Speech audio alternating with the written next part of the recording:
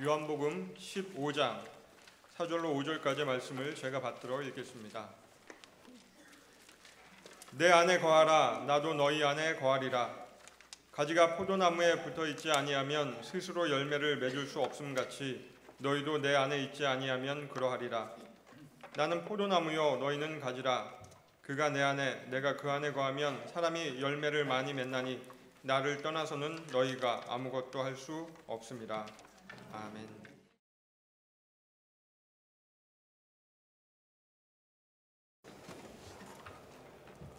오랜만에 뵙습니다. 우리 주님의 평안을 빕니다. 우리 인간은 다 가정을 통해서 생존합니다. 가족의 희생과 사랑이 없으면 우리는 생존할 수가 없습니다. 우리는 가정을 통해서, 가족 관계를 통해서 그 속에서 성장하고 또 우리의 성품을 형성합니다. 무엇보다도 가정을 통해서 우리는 우리의 정체성을 형성합니다. 일전에 슬픈 소식을 보았습니다. 미국 미네소다주에서 우리 한국에서 입양된 한 아이가 이제 장성해서 여청년이 자살을 했습니다. 아주 간단한 유서를 남기고 자살했습니다. Who am I?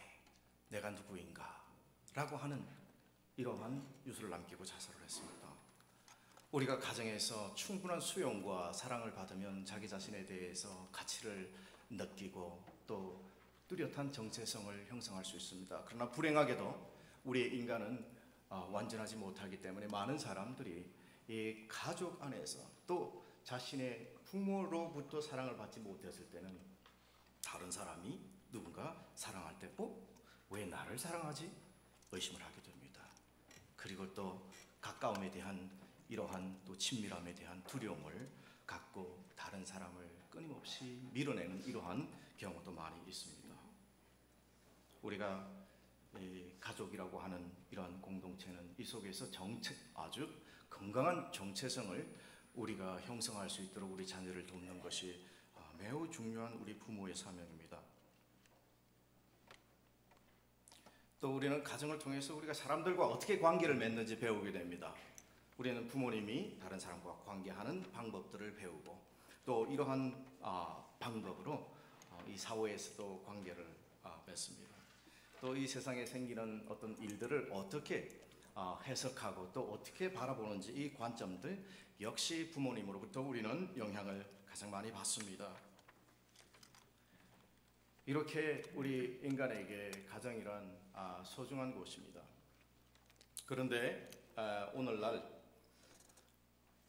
급변하는 이 사회, 이 환경 속에서 우리 많은 사람들이 홈레스 시대를 경험하고 있습니다. 후기 산업화 시대의 극도의 경쟁적인 이 사회 환경 속에 많은 인간은 집이라는 공간은 있을지 모르나 가정을 잃어버려서 홈레스로 살아가는 사람들이 참으로 많이 있다고 생각이 됩니다. 가정의 진정한 기능들을 잃어버리는 것입니다. 가정은 어떤 곳입니까? 무조건적인 수용, 사랑과 또 그 가치를 인정받고 또 편안하고 안전하고 자유롭고 쉼이 있는 곳이 가정입니다. 무엇보다도 친밀함이 넘치는 곳이 가정이어야 합니다. 어제 저녁에 잠깐 TV를 보니까 어떤 통계에 의하면 오늘날 자녀들이 집에서 가장 많이 듣는 단어가 듣고 싶어 하는 단어는 사랑합니다, 사랑해라고 하는 단어인데 아이들이 집에서 가장 많이 듣는 단어가 공부해라 라고 하는 단어입니다. 저는 가족치료에 참여하면서 사람들이 가정에 대한 아주 다양한 이야기들, 다양한 경험들을 하고 있는 것을 많이 접하게 됩니다. 어머니와 심각한 갈등 가운데 있는 한 여학생은 집에 들어가는 것은 악어 입으로 들어가는 것과 같다, 이런 표현을 했습니다. 제가 적나라하게 악어 입을 어떻게 벌리는지는 보여드리지 않겠습니다. 상상만 하시기 바랍니다. 집으로 들어가는 것이 악어 입으로 들어가는 것 같다.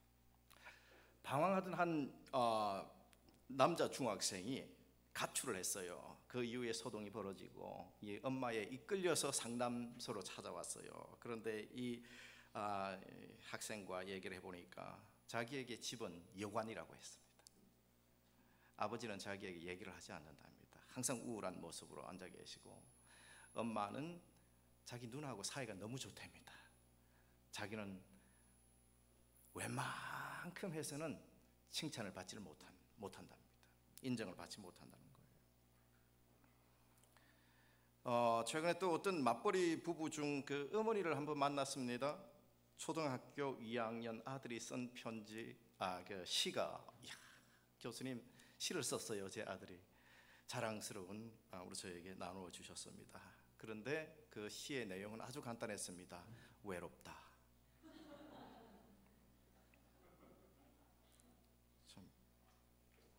그리고 또 술만 먹으면 폭행을 일삼는 아버지 아래서 초, 중, 고등학교 시절을 보낸 한 아가씨를 만났습니다. 이 아가씨에게 집은 지옥과 같은 곳이었다. 여러분, 이 세상에 많은 공동체가 있는데 집이 가장 지옥이 될 수도 있다라고 하는 사실을. 왜 그렇습니까? 이 세상에 있는 많은 종류의 공동체는 우리가 탈공동체 할 수 있습니다. 우리가 원하면 우리는 탈 멤버 할 수가 있습니다. 그렇지만 가족이라고 하는 이 정서적 유대로 결속이 된 이 공동체는 벗어나기 힘듭니다. 또 어린 아이 시절에 특별히 누군가의 돌보는 자에게 의존해야 될 때는 도저히 이 굴레에서 벗어날 수 있는 방법이 없습니다. 말 잘 안 들으면 호적 파내버리겠다고 얘기를 하지 않습니까? 호적 파낸다고 해서 여러분 가족으로부터 탈 멤버가 됩니까? 우리는 평생 동안 이 가족의 이 정서적 유대 또 그 속박 아래 우리는 살아가게 됩니다. 어떤 분이 There is no such a thing as a divorce. 다 알아들으셨죠? 이 세상에 진정한 의미에서 이혼이라고 하는 것은 없다. 왜? 딱 법적으로 이혼은 할 수 있을지 몰라도 이 관계의 정서적 이 관계로부터 완전히 해방될 수는 없다라고 하는 얘기입니다. 이만큼 가족이라고 하는 공동체는 참으로 모든 가족 구성원들이 참 자기 자신을 유지하면서 안전하고 또 자기 자신을 표현하고 또 위로와 사랑을 나누고 무엇보다도 안전한 이러한 공동체가 되어야 됩니다. 친밀한 공동체가 되어야 됩니다. 특별히 두려움에 의해서 지배받는 이러한 가정이 되어서는 안 되는 것입니다. 여러분, 이처럼 가정을 잃은 우리 현대인들의 가장 대표적인 고통은 무엇입니까? 제가 볼 때는 고립과 단절이라고 생각합니다. 디스커넥션, 고립입니다. 그리고 이에 따르는 불안과 외로움에 많은 사람들이 조종되어서 살아가고 있습니다. 사람들은 이러한 외로움의 고통을 내면에서 결코 잘 다루려고 하지 않습니다. 직면하려고 하지 않습니다. 그래서 열심히 이 내면에서 느끼는 외로움의 고통을 필사적으로 피하려고만 많은 사람들이 노력을 합니다. 어디를 향합니까? 자기 내면을 향하기보다는 외부를 향합니다. 많은 사람들이 스마트폰을 향합니다. 길을 가면서도 많은 사람들이, 우리 한국 문화의 모습은 길을 가면서도 이 스마트폰에서 눈을 떼지 못한다라고 하는 현실, 위험합니다. 누구 텔레비전을 보니까 둘 중에 하나만 하라고 그러더라고요. 걸어가든지 스마트폰 써서 하든지. 걸어가면서 하지 말고. 네, 저도 위험한 상황을 운전을 하면서 경험을 한 적이 있습니다. 이 대학생증으로 보이는 학생이 이 왼쪽으로 좌회전하는 곳에서도 이 차가 오고 가고를 전혀 집중을 하지는 못해요. 이건 뭘 의미합니까? 이 외부 환경에서 무엇이 진행이 되고 있는지, 다른 사람들과의 이런 관계, 다른 사람들이 삶 가운데 무엇이 진행이 되고 있는지 이 민감성이 떨어진다는 겁니다. 또 많은 사람들이 자기 내면의 외로움으로부터 회피하기 위해서 SNS에서 자기의 그 욕구를 충족시키려고 합니다. 사회적 성공, 업적, 다른 사람들의 이야기가 아닙니다. 우리 서울여대 공동체의 이야기입니다. 권력, 소유, 자동차, 집, 외모, 업적 쌓기, 이러한 것을 통해서 내면의 이 두려움과 불안을 극복하려고 합니다. 한 가지 더 있습니다. 먹는 것. 먹는 것에도 몰입합니다. 여러분, 이 외로울 때 먹는 겁니다. 여러분, 자기 내면의 외로움의 고통으로부터 도망치려 하는 이런 뭔가 외부에 몰입하는 것은 오히려 우리 내면의 깊은 자아와 더 우리를 소외시키고 고립시키는 것입니다. 이것은 뭘 의미합니까? 우리는 우리 자신의 내면의 자아와 연결성이 끊어지면 끊어질수록 대인관계, 다른 사람들과 관계 맺는 능력을 상실해 버린다라고 하는 것입니다. 매사추세츠 공대의 셰리 트클 이 박사는 요즘 젊은이들이 온라인 미디어에 대한 과도한 의존으로 고독할 수 있는 능력을 잃어버린다라고 합니다. 여러분, 고독할 수 있는 능력을 이 시대가 잃어가고 있다. 우리 성경적으로 영적으로 고독할 수 있는 능력 매우 중요합니다. 고독이 무엇입니까? 나우에는 고독을 표현할 때 하나님의 현존 앞에서 감히 서다. 고독할 수 있는 능력입니다. 이 외부에 아주 들려오는 이런 목소리에만 우리의 귀를 기울이지 않고 바로 내 안에서 나의 가장 내밀한 곳에서 함께 거주하시는 우리 하나님의 현존, 하나님의 목소리에 귀를 기울이는 것이 고독하는 능력이다, 고독이다라고 표현하고 있습니다. 고독할 수 있는 능력이 실제로 좋은 관계를 만드는 기초가 되는데, 오늘날 온라인 미디어 세계에서는 고독할 수 있는 능력이 끊임없이 온라인 업데이트에 의해서 대체되고, 이것이 인간의 자기 정체감과 진실한 우정을 발전시키는 능력을 약화시킴을 바로 트클 박사는 지적하고 있습니다. 젊은이들의 자기 정체성 발달에 있어서 내구성 있는 인간 관계의 결핍을 가져다 준다는 것이지요. 오늘 본문에 나타난 예수님께서 하신 말씀, 직접 우리 예수님께서 하신 말씀입니다. 이 말씀을 비롯해서 많이 계시된 이 성경 속에 이 말씀은 바로 홈레스가 된 우리를 찾으시는 하나님의 이 마음이 담겨 있습니다. 성경에는 홈이라고 하는 이 은유를 매우 자주 사용합니다. 오늘 본문 4절 말씀에 내 안에 거하라, 나도 너희 안에 거하라. 우리 예수님이 우리의 집이 되어주시겠다는 초청입니다. 내 안에 거하라, 나도 너희 안에 거하라. 일방적으로 쳐들어와서 침범해서 거하겠다는 말씀이 아니라 인격적인 관계에서 내 안에 거하라, 나도 너희 안에 거하겠다. 예수님이 우리 가정이 되어주시겠다는 말씀입니다. 예수님께서 대답하여 가라사대 사람이 나를 사랑하면 내 말을 지키리니 내 아버지께서 저를 사랑하실 것이요 우리가 저에게 와서 거처를 저와 함께 하리라. 거처를 저와 함께 하리라, 즉 집에서 함께 살겠다라고 하는 말씀입니다.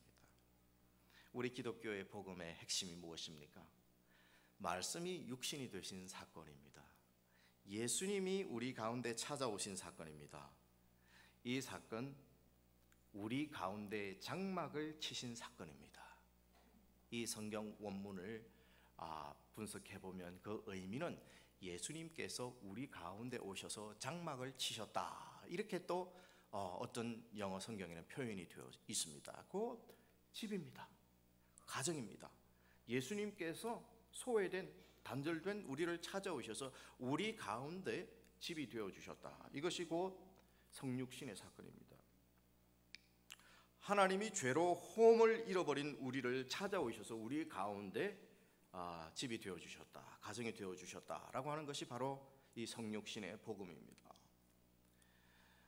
우리 인간의 진정한 이 가정의 기초는 하나님과의 관계성에 놓여 있다라고 하는 것을 여기서 강조하고 있습니다. 내 안에 거하라 라고 하는 초청의 말씀은 우리 각자가 하나님 안에 거하게 될 때 건강한 가정을 회복해 나갈 수 있음을 나타내고 있습니다. 여러분, 우리는 가정의 불행을 상대방의 탓으로 돌리기가 너무나 쉽습니다. 저는 이러한 장면들을 너무나 많이 봅니다. 저도 인간인지라 때로는 그럽니다. 그러는 정도가 아니라 자주 그럽니다. 그런데 많은 사람들이 가족은 가운데 자기 배로 낳은 아이들, 아들, 딸을 이 특정 아이를 지목해서 아주 강렬한 이 어떤 감정적으로 정서적으로 아주 강렬한 이 부정적인 감정으로 미워하거나 아주 과잉 혼을 내거나 이러한 모습들을 자주 봅니다. 이거 뭡니까? 이거 가족 치료를 하면서 좀 깊이 분석을 해보면은요, 훨씬 이 아이가 하는 행동에 과장된 어떤 이러한 정서적 반응이 나오는 겁니다.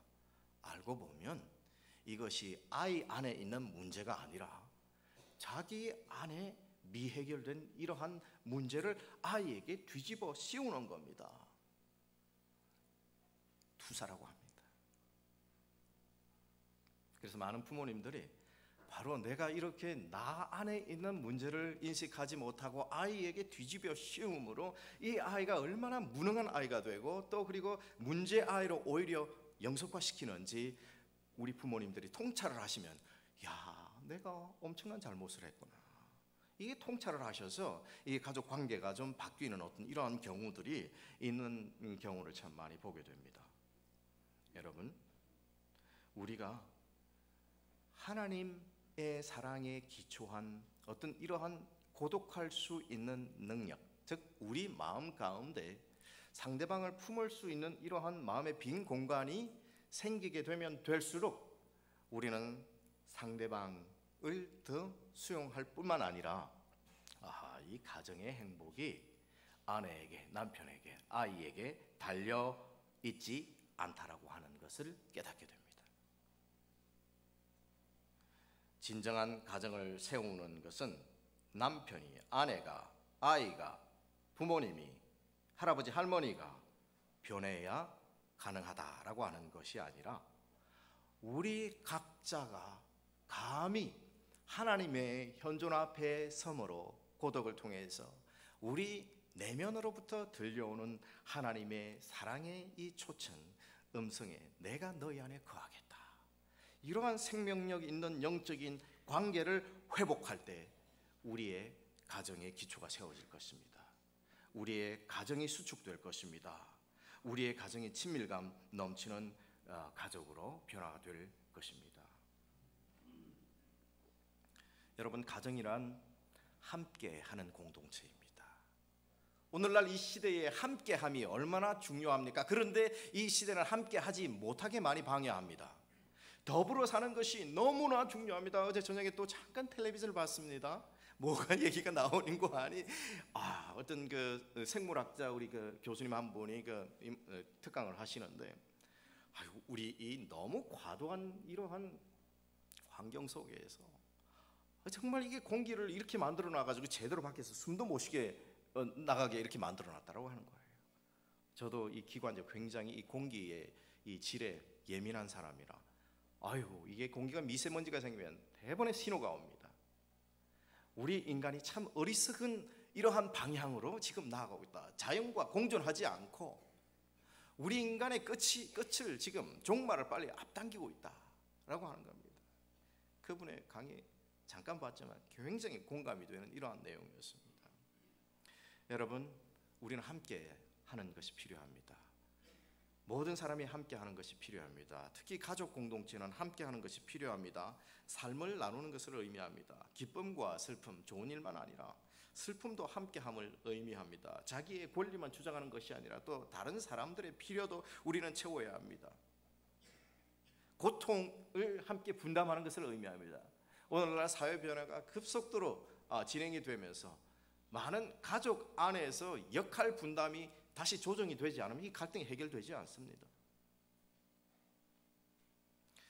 아무리 큰 어려움이 있어도 우리가 사랑으로 함께하는 이러한 마음이 있고, 함께하는 가정은 능히 그 어려움들을 극복해 나갈 수 있는 힘을 얻게 됩니다. 우리가 조금만 우리 마음 가운데 더 공간을 만들어서 상대방을 이해하려고 하고, 상대방의 어려움을 들어주려고 하고, 또 상대방을 위로하려고 하고, 이러한 시간을 낸다면 여러분, 우리의 자녀의 모습이, 남편의 모습이, 또 아내의 모습이, 부모님의 모습이 얼마나 변화되는지 아마 우리가 발견할 수 있을 겁니다. 그러나 이 시대의 과도한 경쟁을 부추기는 이 잘못된 이 적자 생존의 가치는 함께 살지 못하게 우리에게 압력을 가합니다. 여러분, 퇴근 후에 여러분 가정의 모습은 어떠합니까? 사회생활하다가 모두 지쳐서 들어와서 각자 자기 방으로 들어가서 문 잠그고 혹시 자기 할 일 하는 이런 단절된 모습으로 살고 있지는 않습니까? 아버지는 방으로 들어가서 TV 보고, 아이들은 각자 자기 방으로 들어가서 인터넷, SNS 하고 문 닫아버리고 잠궈버리고, 또 여러분 우리 주부님들은 뭐 하십니까? 또 얼굴 팩 하지는 혹시 그래서 전부 다 문을 닫고 자기의 동굴 속에 들어가서 디스커넥션, 이 고립된 이러한 상태에서 우리가 지내는 이 가정들이 참 많이 있다. 그래서 오늘의 이 가정의 병, 고립의 병입니다. 단절의 병입니다. 많은 가족 구성원들이 함께 정서적 교통을 하지 못하기 때문에 정서적으로 아주 유대 관계가 약화되어지고 있습니다. 바로 우리 현대 가정이 당면한 가장 큰 문제요, 또 도전 중에 하나는 우리가 서로를 담을 수 있는 마음의 빈 공간을 만드는 것입니다. 마음의 빈 공간을 만들지 않으면 우리는 상대방과의 관계가 진행이 될 수 없다, 발전이 될 수 없다. 어제 잠깐 또 뉴스를 보면서 삼포시대 또 얘기를 하더라고요. 이 삼포시대 여러분 들어보셨습니까? 요즘 워낙 약자가 많아가지고 이게 무슨 말인지. 삼포시대, 포기시대. 첫째, 연애, 결혼, 출산을 포기한다는 겁니다. 참 마음 아픈 현실입니다, 여러분. 근데 어떻게 그걸 포기를 하는 사람들은 그래도 좀 책임감 있게 살려고 하는 사람들이 아닌가 생각이 됩니다. 무턱대고 무조건 요즘 여러분 아이 낳는다고 해서 옛날처럼 쑥쑥 큽니까? 절대로 그렇지 않습니다. 그걸 계산하는 사람들이 포기하는 거예요. 여러분, 한 아이 키우는데 뭐 다른 학원이라든지 이런 거 전혀 보내지 않고 기본적으로 드는 평균 대학 졸업시키기까지 우리 한국에서 드는 비용이 얼마 정도 되는지 아십니까? 한 5년 전에 통계 나왔는데 2억 6천입니다. 2억 6천. 네. 또 투자만 합니까? 요즘 기업 정신으로 또 이만큼 투자했으면 또 뽑아내려고 해요. 예. 그런데 어떤 사람들은요, 자기 안에 필요, 외로움에 지쳐서 이 외로움 때문에 결혼하기를 원합니다. 사람을 만나기를 원합니다. 그런데 상대방과 함께할 마음의 공간이 아직 준비되지 않았으면 저는 결혼 좀 연기해라라고 얘기를 하고 싶어요. 결혼 준비에 있어서 가장 중요한 준비가 바로 상대방을 수용할 수 있는 마음의 이 공간을 준비하는 것이 아닌가, 저는 그렇게 생각해요. 뭐 혼수라든지 뭐 어디에 이 집을 정할 것인지, 이런 이 준비들은 비교적 단기간에 할 수 있는 것입니다.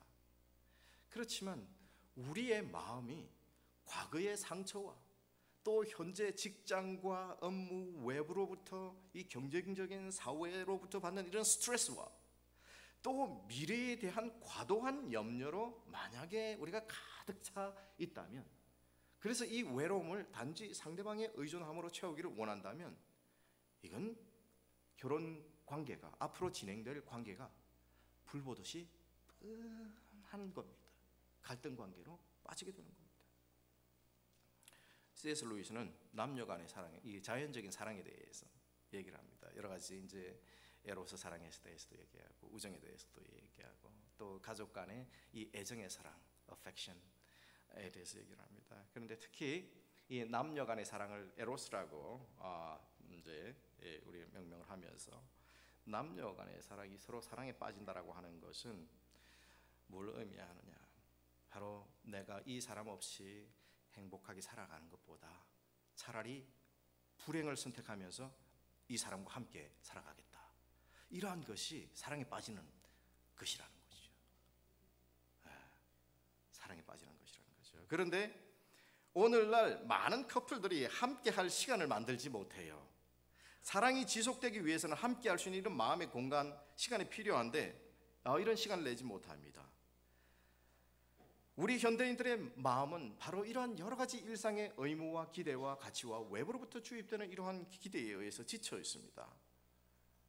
요즘 물질주의, 산업화 이후에 이 소비주의 시대라고도 할 수 있는데 저는 현대인들의 모습을 마치 이 탕자와 같은 모습이 아닐까. 돌아온 탕자.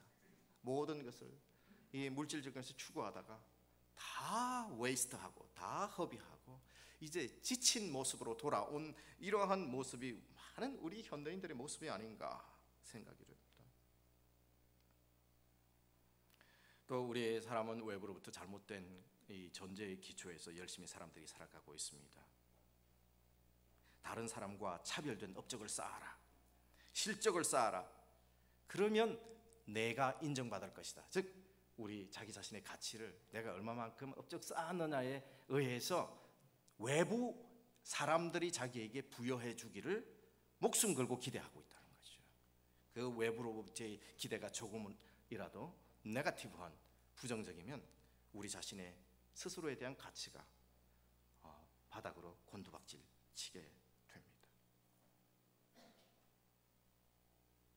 이러한 거짓 존재에서 우리는 많은 분열과 상처 또 아까 말씀드린 대로 고립을 경험하고 살아가고 있습니다.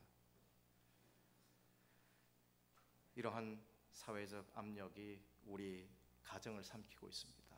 제가 한 2년 전에 여러분들과 함께 미국의 윌리엄 구드라고 하는 이 사회학자의 예견을 나눈 적이 있습니다. 산업화가 진행되면서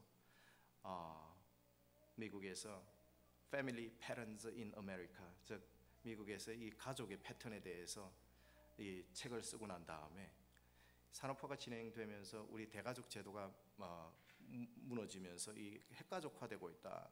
그분이 처음 책을 쓸 때는 결코 이 가족의 변화에 대해서 부정적인 각도에서 쓰지 않았습니다. 그런데 정확하게 20년 후에 그분이 다시 책을 출판했는데 그 책의 제목이 뭐냐 하면 Divorce Patterns in America, 이혼에 대해서 썼습니다.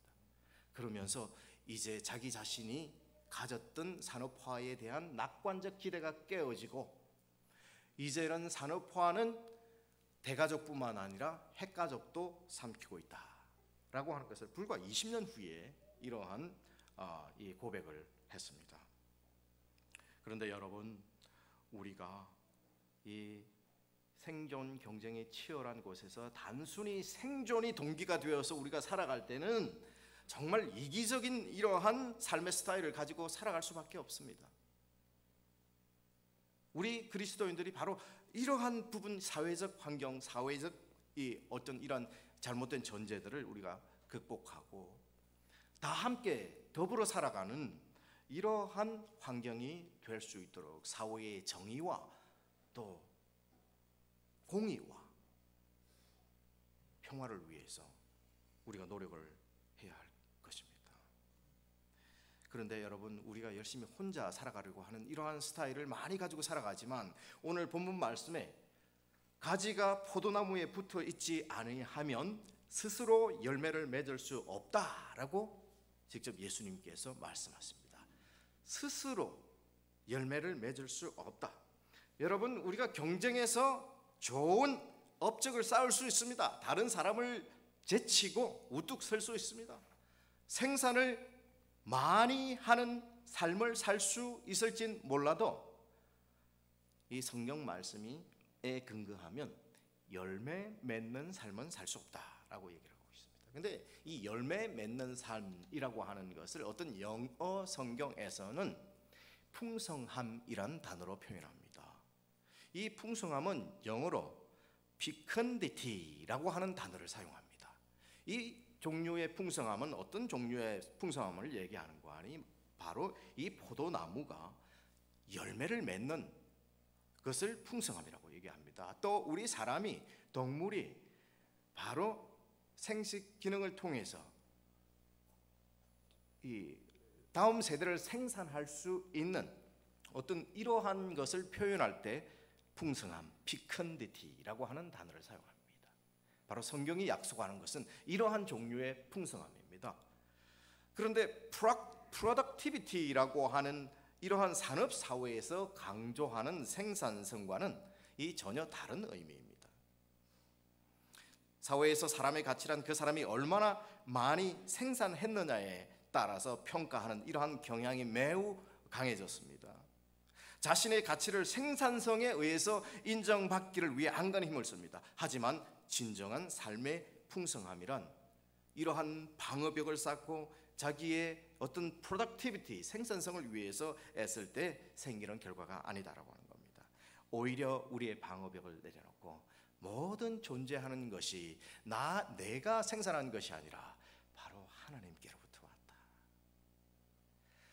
우리가 누리고 있는 모든 것이 하나님께로부터 왔다. 이 자연도 또 우리와 함께하는 가족도 모든 것이 하나님의 선물임을 고백하고 부한 자나 가난한 자나 생산할 수 있는 자나 생산하지 못하는 자나 모든 사람이 함께 동료 인간으로 연결되어서 이 관계성 속에 살아갈 때 생기는 열매가 곧 바로 풍성함이라고 하는 것을 우리에게 나타내고 있습니다.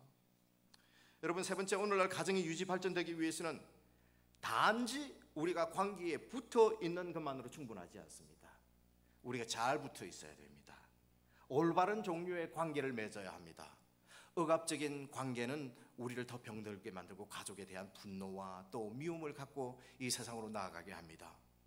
여러분, 이 본문에서 강조하고 있는 이 관계성은 친밀한 관계로 결속되어야 한다. 친밀한 관계, 그가 내 안에 내가 그 안에 거하면, 이거 뭘 얘기합니까?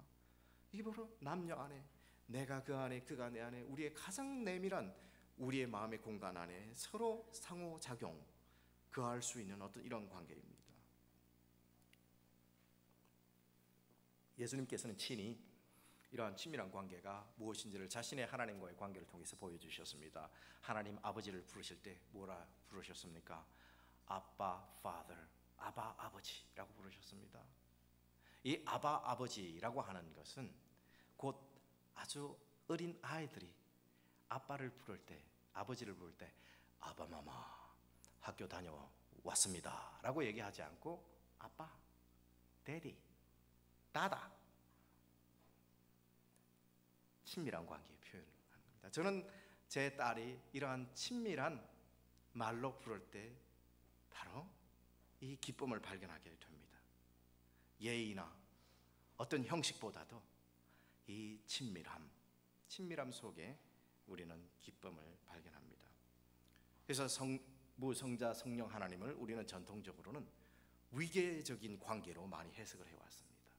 성부 하나님 제일 위고, 성자 하나님, 성령 하나님. 그런데 성부, 성자 하나님의 이 관계의 신비는 결코 위계적, 계급적 관계가 아니다라고 하는 것을 예수님께서 친히 우리에게 보여주셨습니다.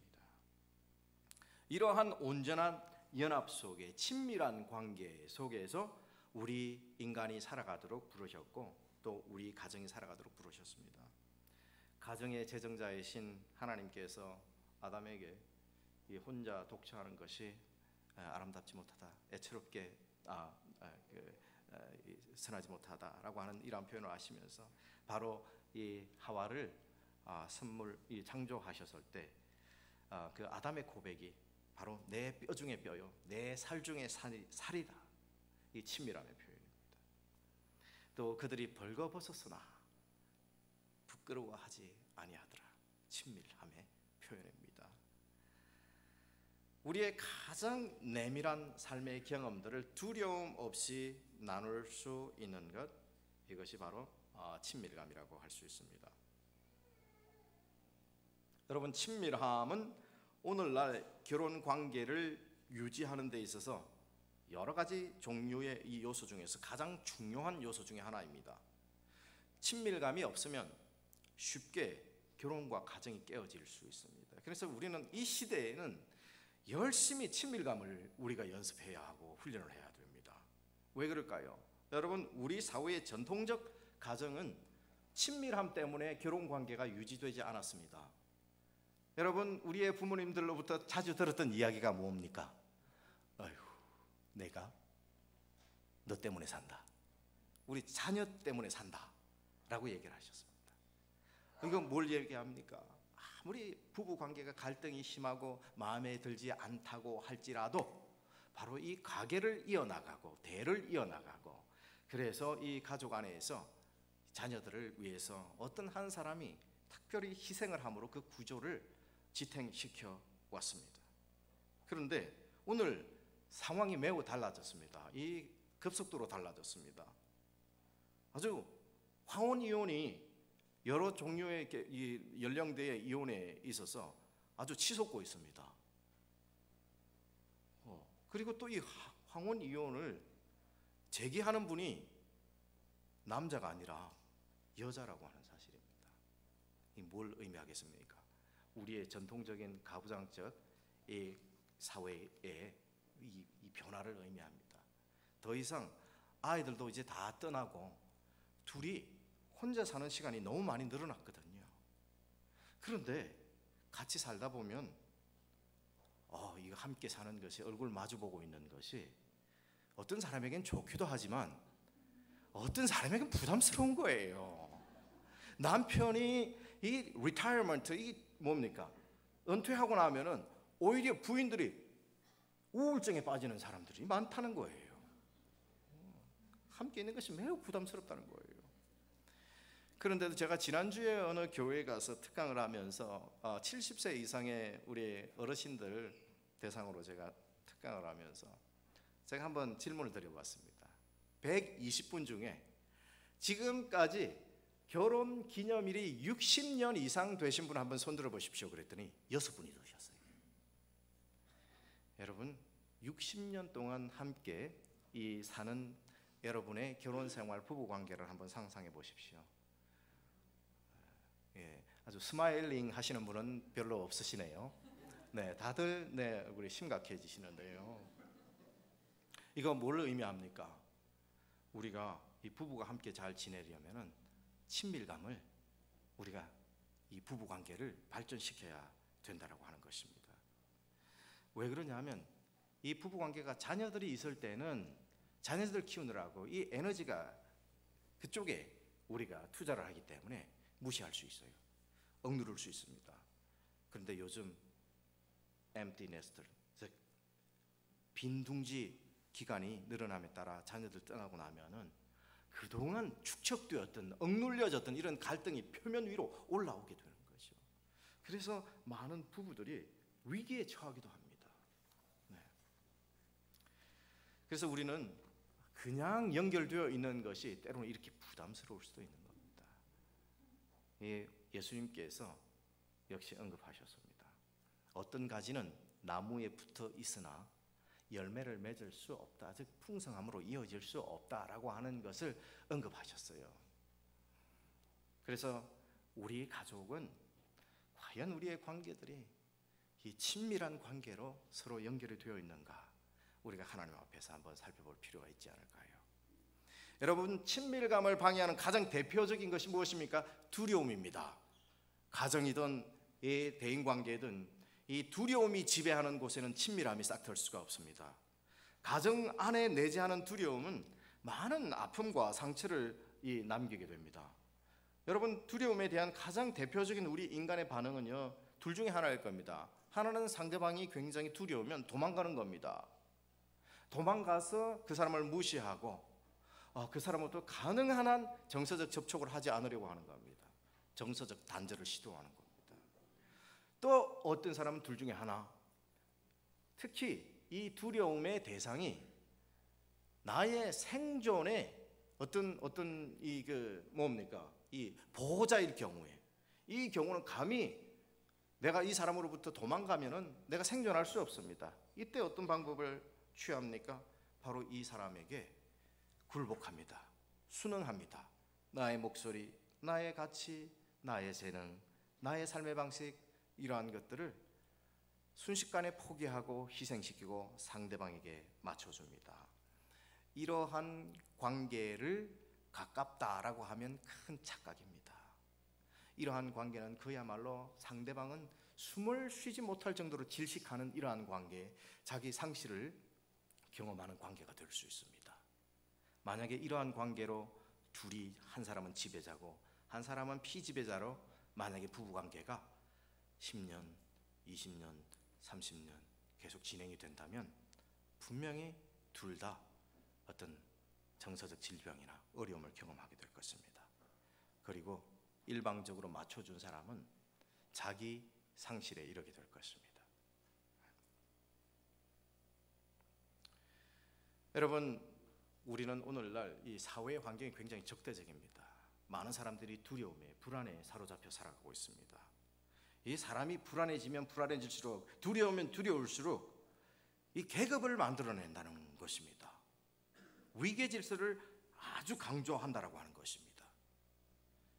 이러한 방법을 통해서 다른 사람들이 자기에게 다가오지 못하도록 하는 것입니다.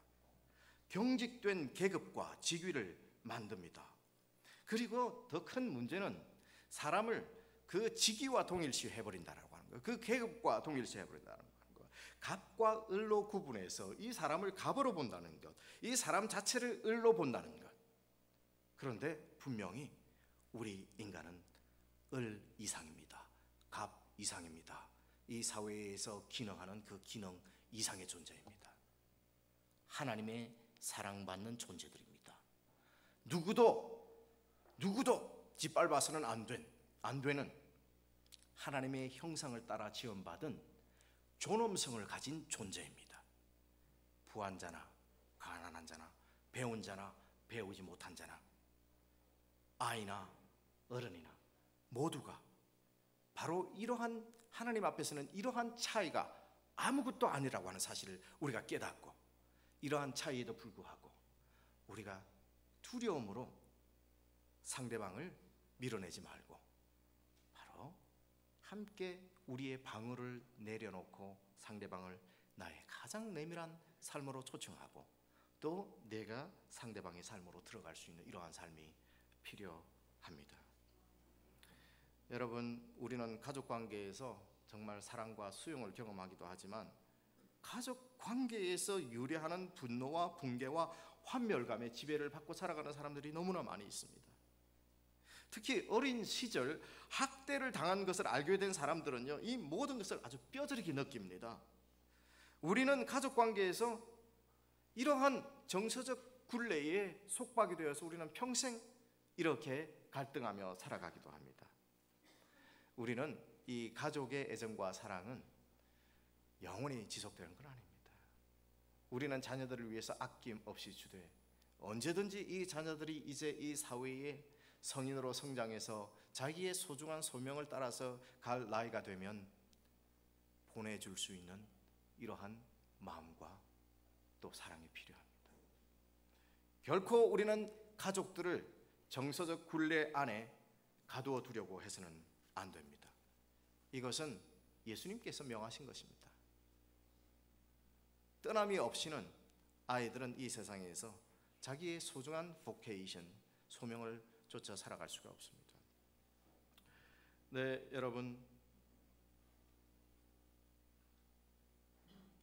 우리가 부모님으로부터 많은 사랑을 받았습니다. 그런데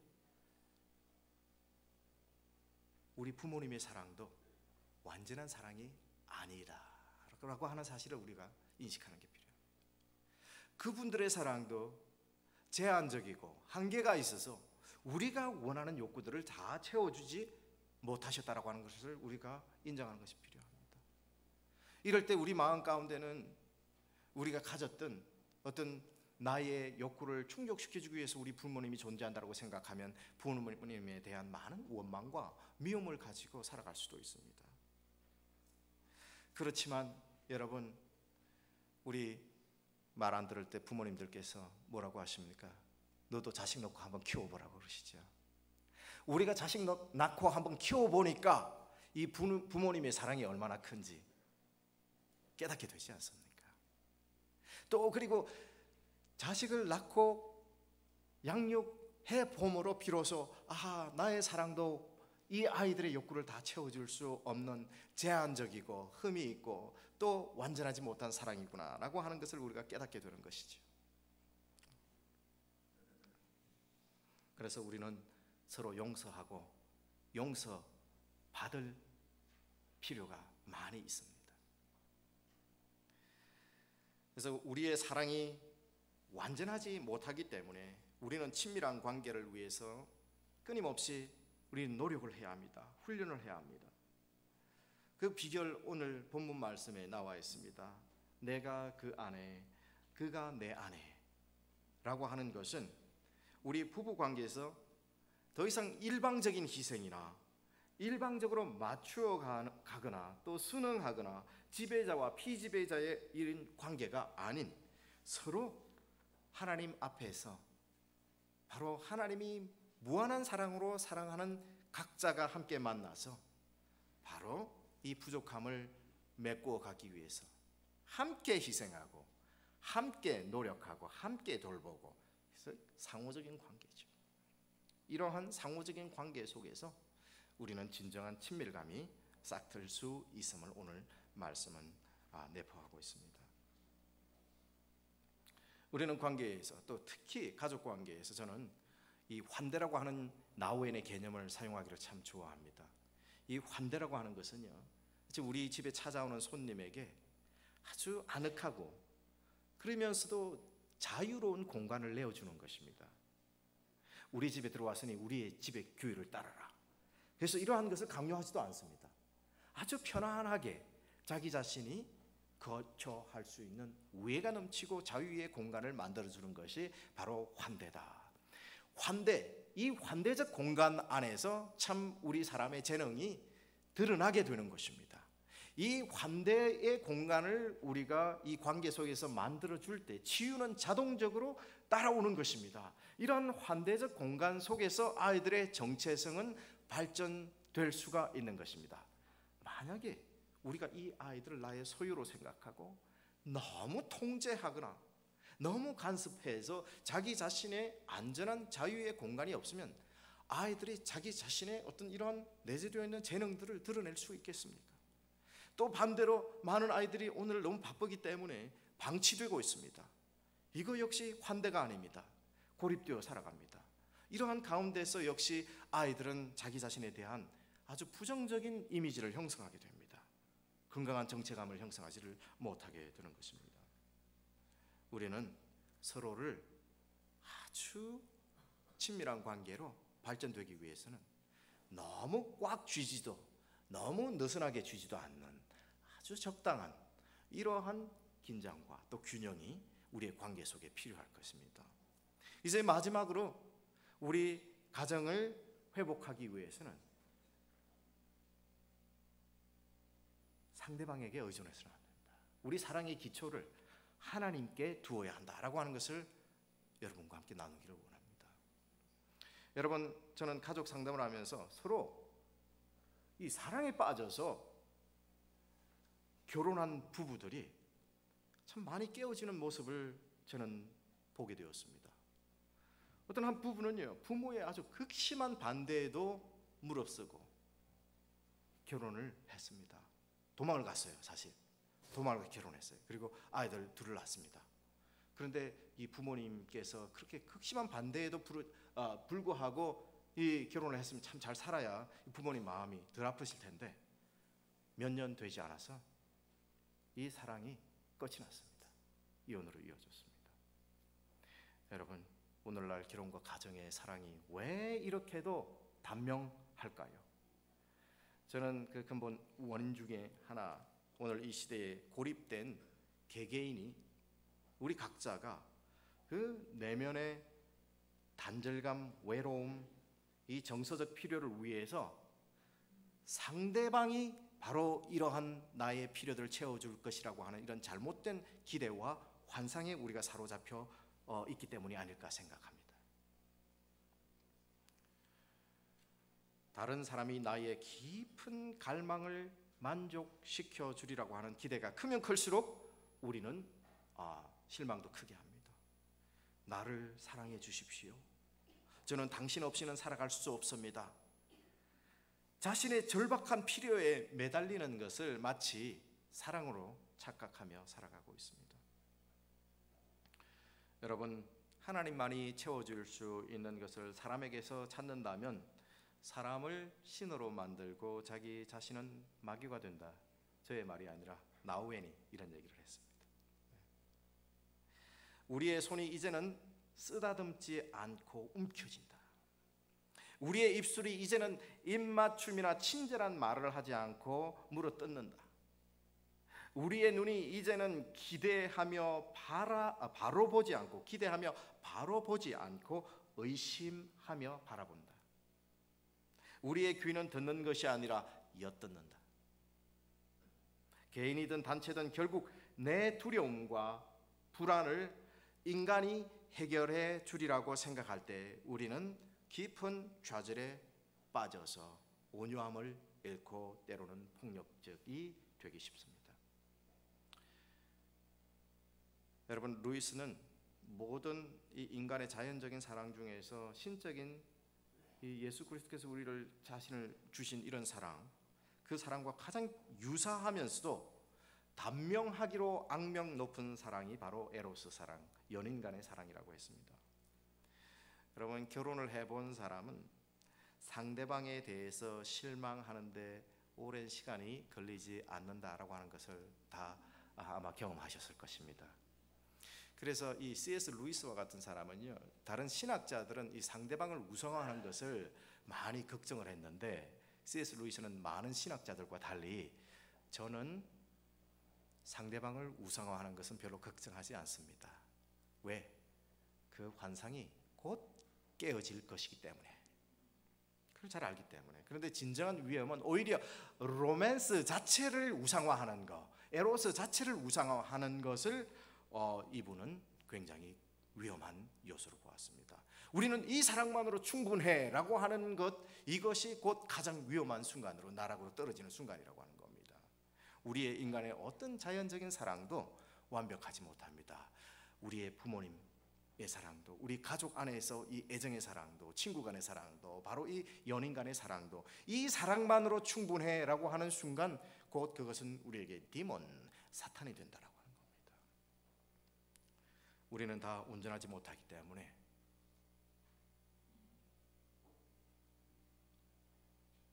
완전하신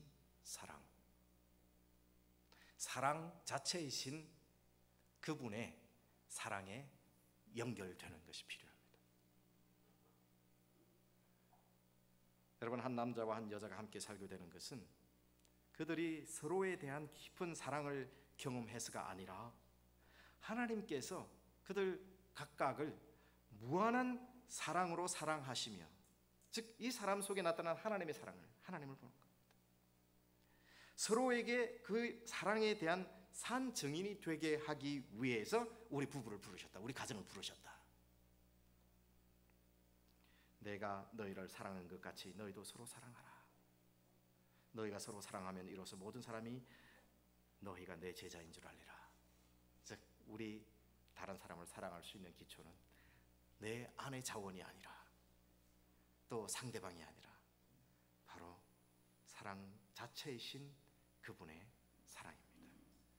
그러므로 우리는 이렇게 경쟁적이고 적대적인 환경 속에서 끊임없이 성취에 대한 요구를 하는 이런 세상 속에서 또 그리고 행복해지려면 소유하라, 이런 여러 가지 외부로부터 들려오는 이런 음성으로부터 우리는 따로 시간을 내어서 고독할 수 있는, 하나님의 현존 앞에 설 수 있는 기도와 침묵과 묵상의 시간이 필요합니다. 우리 가장 내밀한 곳에서 은밀하게 우리에게 속삭여 주시는 우리 하나님의 음성, 사랑 자체이신 그분의 사랑의 음성. 너는 내 사랑하는 자다, 내 기뻐하는 자다. 여러분, 이러한 음성을 들음으로 우리 가정을 세우고, 또 우리 가정이 우리 가정만을 위해서 더 존재하는 것이 아니라 이렇게 참 깨어지기 쉽고 고통이 많은 세상 속에서 이 가정들에게, 또 이 세상에 하나님의 사랑의 증인으로 살아가시는 저와 여러분들이 되시기를 주님의 이름으로 축원드립니다.